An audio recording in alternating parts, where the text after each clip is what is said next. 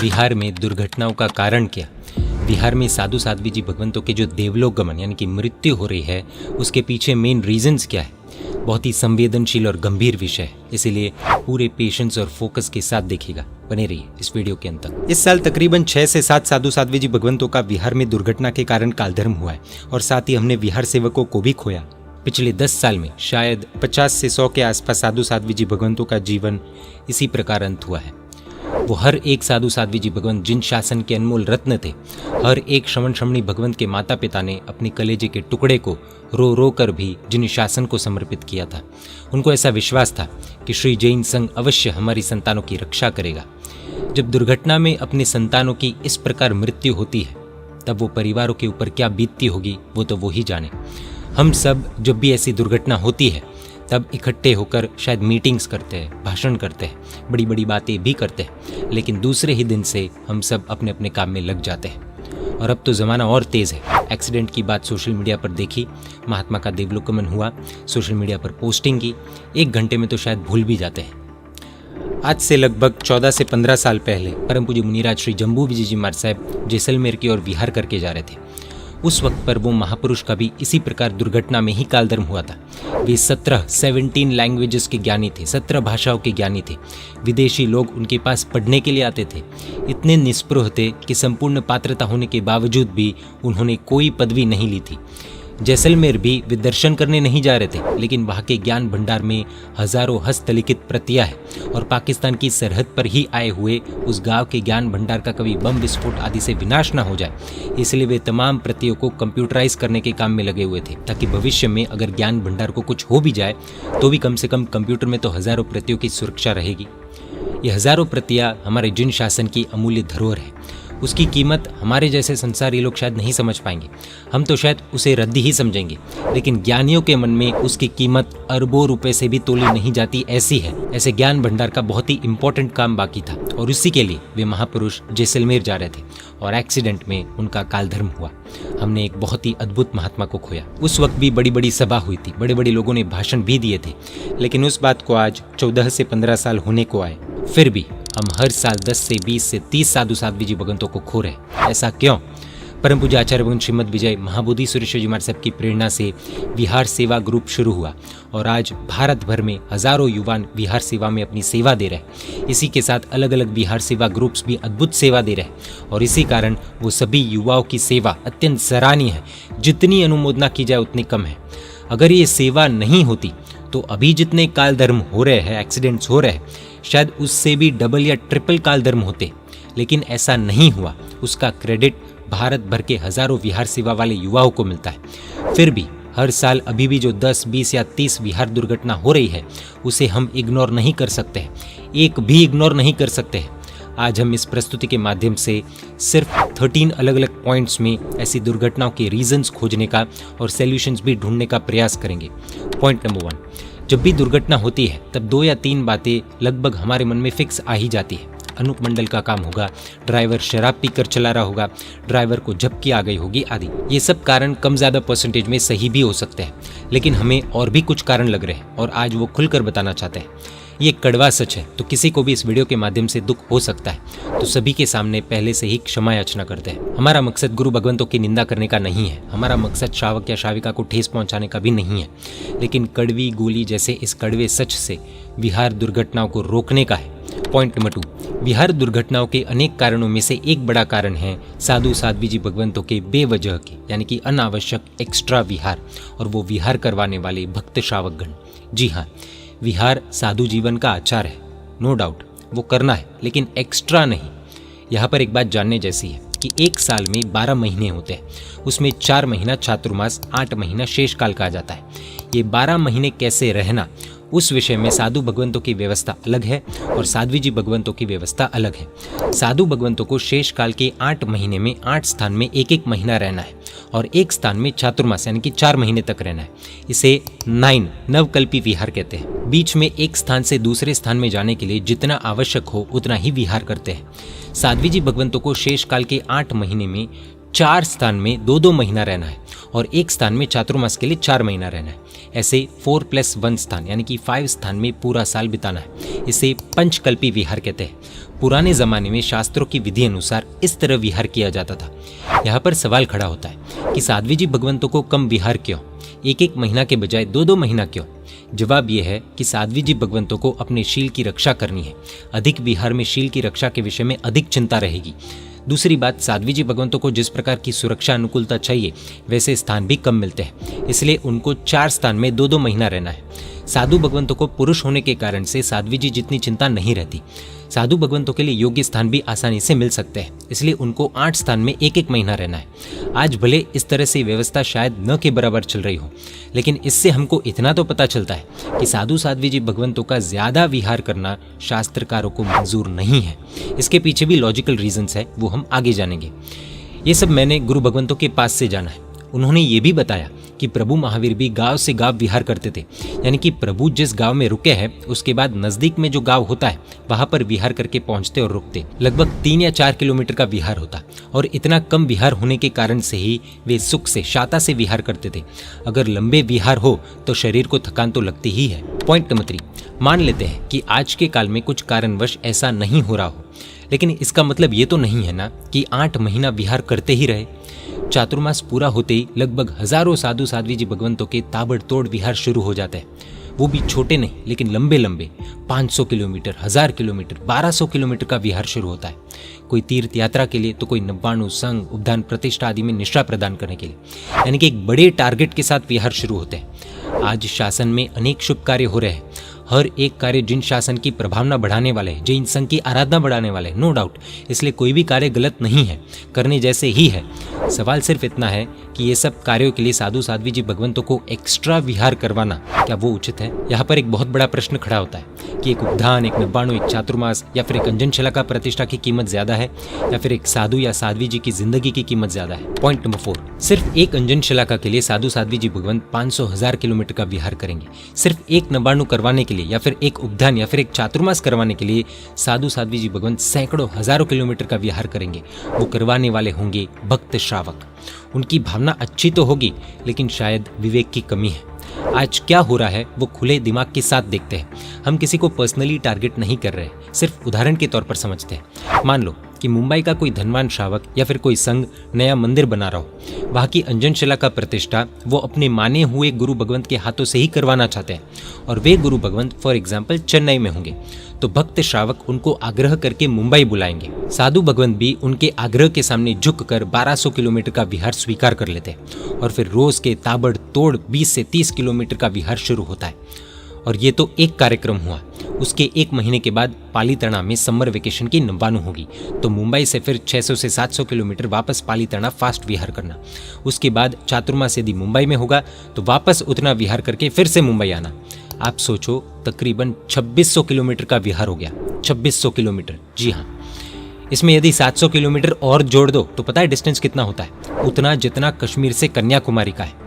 खैर, अगर मुंबई का श्रावक या संघ मुंबई में विराजमान दूसरे किसी गुरु भगवंत के पास अंजनशिला का प्रतिष्ठा करवा लेते हैं तो क्या प्रॉब्लम था? मुंबई में क्या दूसरे कोई गुरु भगवंत है ही नहीं?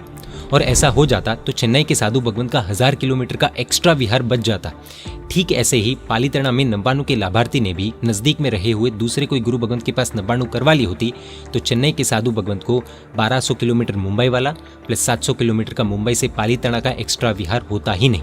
अगर चेन्नई वाले साधु भगवंत को ये कोई प्रोग्राम नहीं आते तो वे साधु भगवंत चेन्नई के नज़दीक में ईरोड, नेल्लोर, विजयवाड़ा, सेलम, त्रिची, गुंटूर, तेनाली आदि में चातुर्मास करते तो उनको चेन्नई के चातुर्मास के बाद अगले चातुर्मास तक 300, 400 या फिर 500 किलोमीटर का ही विहार करना होता। आप सोचिए, 2500 से 3000 किलोमीटर कहा और 300 से 500 किलोमीटर कहा। अगर दूसरे गुरु भगवंत की निष्ठा में अनुष्ठान हो जाता तो इधर विहार कम होता, तो रोज 25 से 30 किलोमीटर के लंबे लंबे विहार नहीं करने पड़ते, अर्ली मॉर्निंग एकदम अंधेरे में विहार नहीं करने पड़ते, और मुंबई पालीताना के शासन के काम भी हो जाते। इसमें साधु साध्वी जी भगवंतों की सुरक्षा के चांसेस ज्यादा होते हैं और एक्सीडेंट के रिस्क बहुत कम। पॉइंट नंबर 5, लंबे विहार में बीच में गोचरी कहाँ से लानी? या तो रसोड़ा यानी कि किचन साथ में रखना पड़े, या फिर टिफिन मंगवाना पड़े, या फिर वहाँ पर ही विहार धाम में या फिर किसी के घर में स्पेशल रसोई बनवानी पड़े। इन सब में चाहते न चाहते हुए भी साधु भगवंतों को दोष तो लगता ही है। उन्हें न चाहते हुए भी अपवाद का सेवन करना ही पड़ता है। सोचिए, साधु भगवंत चलकर क्यों जाते हैं? कार, स्कूटर, वैन आदि में क्यों नहीं जाते? हम कहेंगे कि उसमें जीवों की हिंसा होती है, इसलिए गुरु भगवंत स्कूटर पर नहीं बैठते, कार में भी नहीं जाते। अरे चप्पल भी उसी कारण से नहीं पहनते। पैरों की खराब हालत के कारण चप्पल जैसे मोजे आज पहनने पड़ रहे हैं। अब सोचिए, जीवों को बचाने के लिए खुद चप्पल भी नहीं पहनने वाले साधु भगवंत अपने साथ रसोड़ा की गाड़ी रखे या फिर टिफिन के लिए गाड़ी बुलवाए, तो क्या इसमें जीवों की हिंसा नहीं होती? ये तो कल्पसूत्र के दृष्टांत जैसा हो गया ना, कि नट को नहीं देखना, नटी को देख सकते हैं। अगर नट को देखने में पाप है तो नटी को देखने में भी तो पाप है। वैसे ही अगर चप्पल पहनने में या फिर गाड़ी चलाने में पाप है, तो गाड़ी साथ में रखने में या फिर टिफिन के लिए गाड़ी दौड़ाने में भी तो पाप लगेगा ना। हम किसी पर उंगली नहीं उठा रहे, ना ही हम किसी के दोष देख रहे हैं, लेकिन ये सभी दोष खड़े होते हैं लंबे लंबे फास्ट विहारों में। जी हाँ, छोटे छोटे विहार में व्यवस्था न हो, शाकाहारी घर ही न मिले और अपवाद का सेवन करना पड़े, तब तो समझ में आता है। लेकिन लंबे अनावश्यक विहार के कारण महात्माओं को न चाहते हुए भी अपवाद का सेवन करना पड़ता है। पॉइंट नंबर 6, साधु साध्वी जी भगवंतों की विहार सुरक्षा के लिए हम पुलिस वालों को साथ में रखवाएं। विहार सेवा वाले युवान सुबह 3 से 4 बजे उठकर 20, 40, 50 किलोमीटर तक भी गाड़ी में आए, फिर साथ में चले। सूर्योदय से पहले अंधेरा होने के कारण टॉर्च की लाइट डाल डालकर ट्रैफिक को दूर रखें। इस प्रकार साधु साध्वी जी भगवंत तो बच जाएंगे, उनकी रक्षा तो हो ही जाएगी, लेकिन अंधेरे के कारण रास्ते में छोटे मोटे हजारों जीव मरेंगे, उसका क्या? उसमें साधु भगवंतों को दोष लगेगा, उसका क्या? मत भूलिए, अगर छोटे विहार हो तो गुरु भगवंत आराम से सूर्योदय के बाद भी विहार के लिए निकल सकते हैं, लेकिन बड़े और लंबे विहार में अंधेरे में निकलना पड़ता है और फिर सेफ्टी पर्पस से अलग अलग अनेकों व्यवस्था खड़ी करनी पड़ती है। अरे भाई, डायबिटीज वाले को पेट भर के मिठाई खिलवानी और बाद में इंसुलिन देना, ये कहाँ का न्याय है? इससे अच्छा तो ये है ना कि मिठाई ही मत खिलाओ। वैसे ही श्रावकगण अपनी प्रोग्राम्स वगैरह के लिए साधु साध्वी जी भगवंतों को बड़े बड़े विहार करवाएं और फिर उसमें सुरक्षा का प्रॉब्लम खड़ा होने के कारण से पुलिस वालों की या फिर युवाओं की गाड़ी की व्यवस्था करके नई हिंसा खड़ी करे, साधु के ही संयम में दोष लगवाए, वो कहाँ का न्याय है? इससे अच्छा तो ये है ना कि श्रावक अपने प्रोग्राम्स नज़दीक में रहे हुए गुरु भगवंत के पास ही करवाए और दूर दूर से किसी को भी विहार करके न बुलाए। उनको सामने से ही विनय पूर्वक, विवेक पूर्वक विनंती करके मना करे। अनुष्ठानों से, प्रोग्राम से भी ज्यादा कीमत हमारे गुरु भगवंतों की है। विवेकी व्यक्ति ये बात आसानी से समझ पाएगा। पॉइंट नंबर 7, अगर श्रावक ऐसा आग्रह रखे कि मैं तो मेरा प्रोग्राम मेरे स्पेशल गुरु के पास ही करवाऊंगा, दूसरे कोई भी साधु भगवंत या फिर आचार्य भगवंत के पास नहीं करवाऊंगा, भले मेरे स्पेशल गुरु कितने भी दूर क्यों ना हो और दूसरे साधु भगवंत या फिर आचार्य भगवंत कितने भी नजदीक क्यों ना हो, तो वह श्रावक वास्तव में अपने स्पेशल गुरु का भक्त नहीं है। उसकी भावना भले खराब नहीं है, लेकिन वो अपनी जिद के कारण अपने स्पेशल गुरु का ही नुकसान कर रहा है। दुर्घटना वगैरह नुकसान तो जब होंगे तब होंगे, लेकिन स्पेशल गुरु का स्वाध्याय कम होना, संयम में दोष लगना, शरीर को ज्यादा स्ट्रेस पहुंचाना, ये सब दोष वो भोला श्रावक नहीं समझ रहा है।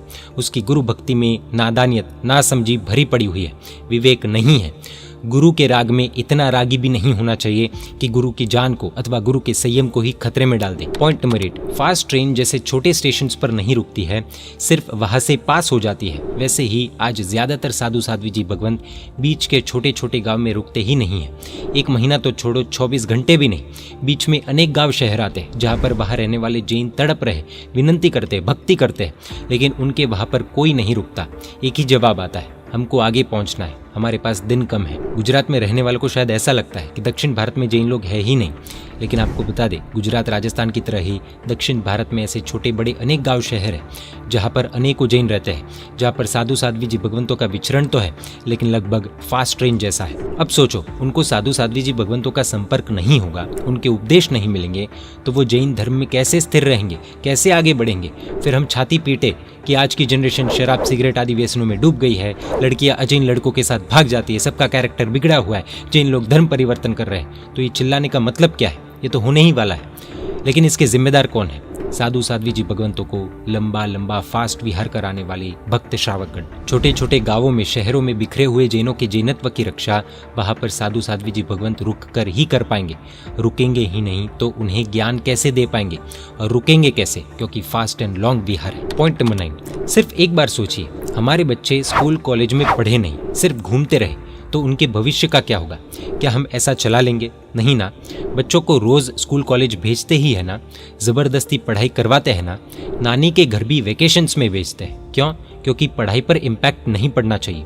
शास्त्रों में श्रावकों को साधु साध्वी जी भगवंतों के माता पिता कहा गया है और स्वाध्याय गुरु भगवंतों का प्राण। तो क्या श्रावकों का फर्ज नहीं है कि वे साधु साध्वी जी भगवंतों को ज़्यादा से ज़्यादा समय पढ़ने में व्यतीत करने दें? हम ट्रेन से या फिर प्लेन से भी ट्रैवल करते हैं तो नॉर्मल होने में 2 से 3 दिन लग जाते हैं। तो सोचिए, लंबे विहार की थकान होने के कारण से गुरु भगवंतों को पढ़ने में मन कैसे लगेगा? बिल्कुल नहीं लगेगा। This is natural. आखिर साधु भी है तो इंसान ही ना। आराम करना वगैरह में उनका पूरा समय चला जाता है। पूरे दिन में मुश्किल से 1-2 घंटे पढ़ाई हो पाती है। अगर साधु साध्वी जी भगवंत पढ़ेंगे नहीं तो ज्ञानी कैसे बनेंगे? और हमको ज्ञान कहाँ से देंगे? फिर हम ही बोलेंगे कि महाराज साहब को तो कुछ नॉलेज ही नहीं है, उनके व्याख्यान में मजा ही नहीं आता। अरे भाई, उनको पढ़ने ही नहीं दिया तो अब वो कैसे अच्छा व्याख्यान दे पाएंगे? साधु साध्वी जी भगवंतों में ज्ञान की कमी रखने वाला एक बड़ा कारण है फास्ट और लंबे विहार। हमें जानकारी मिली कि लॉकडाउन के कारण कई साधु साध्वी जी भगवंतों को बहुत बड़ा फायदा हुआ। वो कैसे?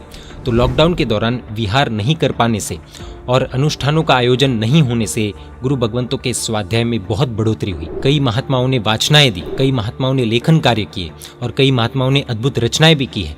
जिन छोटे साधु साध्वी जी भगवंतों के पास ज्ञानी महात्मा थे उनके लिए तो सोने पे सुहागा जैसा हो गया था। आप खुद ग्राउंड पर जाकर गुरु भगवंतों से पूछ सकते हैं, आपको रियलिटी पता चल जाएगी। अगर ज़रूरत से ज़्यादा विहार गुरु भगवंतों को न करना पड़े तो हमें जिन शासन में ज्ञान का अलग ही लेवल देखने को मिल सकता है।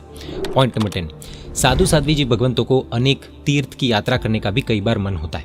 उनकी भावना अच्छी है, नो डाउट, प्रभु के प्रति भक्ति भाव है, लेकिन सिर्फ तीर्थ यात्रा के लिए उनका सैकड़ों हजारों किलोमीटर का विहार बढ़ेगा। लंबे लंबे विहार करने पड़ेंगे। इस कारण अंधेरे में विहार करने पड़ेंगे और उसमें एक्सीडेंट के चांसेस बढ़ने ही वाले हैं। Let us accept the reality.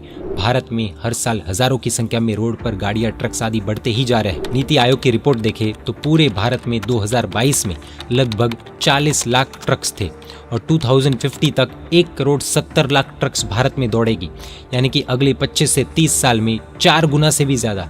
एक रिपोर्ट के अनुसार भारत में 2022 में 4,60,000 रोड एक्सीडेंट्स के केसेस सामने आए, 2021 के मुकाबले 12% ज्यादा। 2050 में क्या होगा सोचिए। क्षमा चाहते हैं, बहुत ही दुख के साथ कहना पड़ रहा है, लेकिन यदि कुछ नहीं बदला तो ऐसा लगता है कि एक जगह पर रजोहरण दिया जाएगा और एक जगह अंतिम पालकी उठाई जाएगी। शायद पालकी के आंकड़े ज्यादा होंगे। सभी मानते हैं कि रास्ते अच्छे बन रहे हैं और इस कारण से ड्राइवर भी स्पीड में चलाते हैं। एक छोटी सी टक्कर भी हमारे पूज्य साधु साध्वी जी भगवंतों का जीवन अंत कर देगी। आखिर कब तक टोल बूथ पर जाकर ट्रक ड्राइवर्स को मिठाई देकर उनसे गुरु भगवंतों की जान की भीख मांगते रहेंगे? ये दुर्घटनाओं का सिलसिला नहीं चलता होता और साधु साध्वी जी भगवंत अपनी भावना के अनुसार तीर्थ यात्रा करते तब तो कोई बड़ा इशू नहीं था। लेकिन आज बैलगाड़ी का जमाना नहीं है। आज भारी ट्रैफिक और दुर्घटनाओं को देखकर हमको हमारे परमोपकारी साधु साध्वी जी भगवंतों को फोर्स से विनती करनी ही होगी कि आप आपके संयम के लिए, हमारे लिए, शासन के लिए फास्ट एंड लॉन्ग विहार करके तीर्थ यात्रा करना और उसके लिए सैकड़ों किलोमीटर का एक्स्ट्रा विहार करना बंद कीजिए। अगर साधु साध्वी जी भगवंत खुद ही निर्णय ले लेते हैं, जैसे कि पालीताना, शंखेश्वर आदि कोई भी तीर्थ की यात्रा के लिए हमको विहार नहीं करना है, जो अत्यंत जरूरी हो उतना ही विहार करना है, तो दुर्घटना के चांसेस और कम हो जाएंगे। वडील महात्माओं के द्वारा यदि ऐसा कोई नियम अपने शिष्य महात्मा को दे दिया जाता है तो कई महात्माओं का जीवन बच जाएगा। पॉइंट नंबर 11, अगर साधु साध्वी जी भगवंतों को ऐसा मन में हो कि ये श्रावक तो मेरा भक्त है, मेरे गज का है, मेरे परिवार का है, तो उसका प्रोग्राम हमारी निश्रा में ही होना चाहिए। अगर वो किसी दूसरे के पास करवाएंगे तो वो शायद दूसरों का भक्त बन जाएगा और हमको यश नहीं मिलेगा, दूसरे साधु भगवंतों को यश मिल जाएगा। अंजन शिला का प्रतिष्ठा वगैरह में हमारा नाम नहीं आएगा, दूसरों का नाम आएगा। इसलिए हमारे भक्त, हमारे गज के श्रावक वगैरह के कोई भी प्रोग्राम में हमको जाना ही है। लंबे फास्ट विहार करके भी जाना है, लेकिन दूसरों के पास तो उसको प्रोग्राम करने नहीं देना है। अगर ऐसी सोच साधु साध्वी जी भगवंत की हो तो साधु जीवन में भी ममता का, यश की लालसा का, नाम की लालसा का बहुत बड़ा संसार खड़ा हो जाएगा। हमारे पूज्य जैन साधुओं में तो ऐसा नहीं होगा, होना भी नहीं चाहिए। वो तो उदार ही रहे, निष्पृह ही रहे। मेरा भक्त, मेरे गज का श्रावक किसी दूसरे का भक्त बन जाए तो उसमें मेरी आत्मा को कोई नुकसान नहीं है। यह एक ही सोच हमारे पूज्य जैन साधु साध्वी जी भगवंतों की होनी चाहिए और ऐसा होगा तो वो एकदम आसानी से अपने भक्तों की अविवेकी जिद के सामने मना कर पाएंगे, नजदीक के कोई उत्तम साधु भगवंत के लिए प्रेरणा भी कर पाएंगे। पॉइंट नंबर 12, दुर्घटना में कालधर्म होने के बाद कुछ लोग कहते हैं जो भाग्य में लिखा हुआ है वही होता है, होने को कौन टाल सकता है। ये कहना सरासर गलत है। हम पुरुषार्थ उल्टा करें और फिर नेगेटिव रिजल्ट आने पर भाग्य को दोष दे, वो भला कहाँ का न्याय है। फिर तो कोई अगर टेरेस पर से नीचे कूद जाए, उसे फ्रैक्चर हो जाए, वो मर जाए, उसके बाद अगर बोला जाए कि जो भाग्य में लिखा होता है वही होता है। कोई व्यक्ति रास्तों के बीचों बीच चले और उसका एक्सीडेंट हो जाए, हाथ पैर टूट जाए, तब अगर कहा जाए कि होने को कौन टाल सकता है, तो क्या सही रहेगा? ऐसा बिल्कुल नहीं मानना है कि सब कुछ भाग्य के आधार पर ही होता है। नहीं, जैन धर्म में भाग्य यानी कि कर्म को दो प्रकार का माना गया है, निकाचित और अनिकाचित। उसमें जो निकाचित कर्म है वो अवश्य भुगतना ही पड़ता है, उससे भगवान भी नहीं बच सकते। लेकिन जो अनिकाचित पाप कर्म है उसमें ऐसा नहीं है कि वो पाप का फल भुगतना ही पड़ेगा। अगर हम गलत पुरुषार्थ करें तो वह पाप का फल भुगतना ही पड़ेगा, और अगर सही पुरुषार्थ करें तो वह पाप कर्म अपना फल दिए बिना ही खत्म हो जाता है। सीधी भाषा में बात करें तो 100 साल की आयुष्य वाला यानी कि उम्र वाला जीव भी अगर जहर पीता है तो 25 साल की उम्र में भी मर सकता है, वरना वो 100 साल तक जी सकता था। वैसे ही साधु साध्वी जी भगवंत भी लंबे फास्ट विहार, अंधेरे में विहार करेंगे तो पक्के चांसेस है कि आज की भारी ट्रैफिक में दौड़ती हुई गाड़ियों के बीच में वो कम उम्र में मर सकते हैं, और ये सब भूल न करे तो लंबी जिंदगी जी सकते हैं। यानी कि दुर्घटना से अगर मृत्यु होती हो तो उसे भाग्य का दोष मानने की गलती न करे, वो गलत पुरुषार्थ का ही दोष है। सही पुरुषार्थ करने के बाद भी अगर नेगेटिव रिजल्ट मिले तो जरूर भाग्य को दोष दे सकते हैं, लेकिन सही पुरुषार्थ तो करना पड़ेगा ना। पॉइंट नंबर 13, आज ऐसे दुर्घटनाओं के वातावरण के बीच सबसे ज्यादा नुकसान किसे हो रहा है पता है? परमात्मा के बताए हुए सिद्धांतों को। आज जब बार बार ऐसे एक्सीडेंट्स की न्यूज़ लोग जब देखते हैं तो अजैन तो छोड़िए, खुद अज्ञानी जैन भी कह देते हैं अब जमाना बदल गया है, महात्माओं को पैदल चलना बंद कर देना चाहिए, ये विहार सब अब बंद हो जाने चाहिए। समय की नीड के अनुसार अब गुरु भगवंतों को व्हीकल्स का उपयोग करना शुरू कर देना चाहिए। उन्हें क्या पता विहार का महत्व, लेकिन प्रभु के बताए हुए इस विहार के आचरण पर आज हमारे कारण उंगली उठ रही है।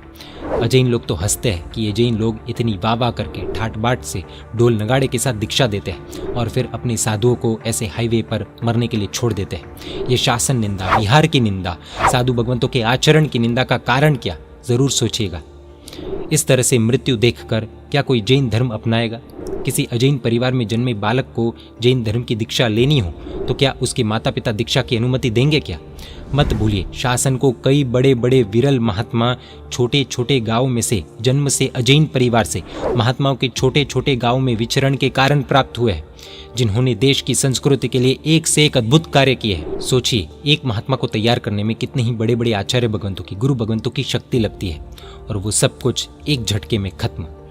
अंत में इतना ही कहना है कि मैं तो सामान्य व्यक्ति हूँ, साधु साध्वी जी भगवंतों को उपदेश देने का हमें कोई हक नहीं है, हम उसके लिए लायक भी नहीं है, अधिकार भी नहीं है। लेकिन साधु साध्वी जी की सैकड़ों की संख्या में जो अकाल मृत्यु हो रही है वो सहन नहीं होती, इसलिए सब कुछ बोला गया है। गुरु भगवंत तक ये पूरा संदेश शायद न पहुंच पाए, इसलिए जो लोग हमें सुन रहे हैं और चाहते हैं कि गुरु भगवंतों की रक्षा हो, उनसे निवेदन है, इस वीडियो का पूरा टेक्स्ट मैटर jainmedia.in वेबसाइट पर आपको मिल जाएगा, जिसकी लिंक आपको इस वीडियो के डिस्क्रिप्शन में भी मिल जाएगी। प्लीज़ प्रिंट लेकर उन्हें दीजिएगा, अपने अपने परिचित साधु साध्वी जी भगवंतों तक भी ज़रूर पहुंचाइएगा। और भक्त श्रावकगण जो इधर से उधर गुरु भगवंतों को ताबड़तोड़ विहार करवाते हैं, उनके साथ भी शेयर कीजिएगा। हमारे पूज्य गुरु भगवंत ही हमारा जिन शासन है, जिन शासन श्रावक श्राविकाओं से नहीं, साधु साध्वी जी भगवंतों से चलता है, वो नहीं रहेंगे तो कुछ नहीं बचेगा। हमें ढम ढम और मम मम से ऊपर उठकर सोचना पड़ेगा। पंच परमेष्टि में आते हमारे पूज्य गुरु भगवंत हमारी आस्था है, हमारी संपत्ति है, हमारी जंगम तीर्थ है। वो मजदूर नहीं है कि उनसे रोड मपाते रहे। हमारी बातों से कुछ भी दुख हुआ हो तो वापस क्षमा याचना करते, मिच्छामि दुक्कडम, बस उद्देश्य समझिएगा। जय जिन शासन, जय महावीर।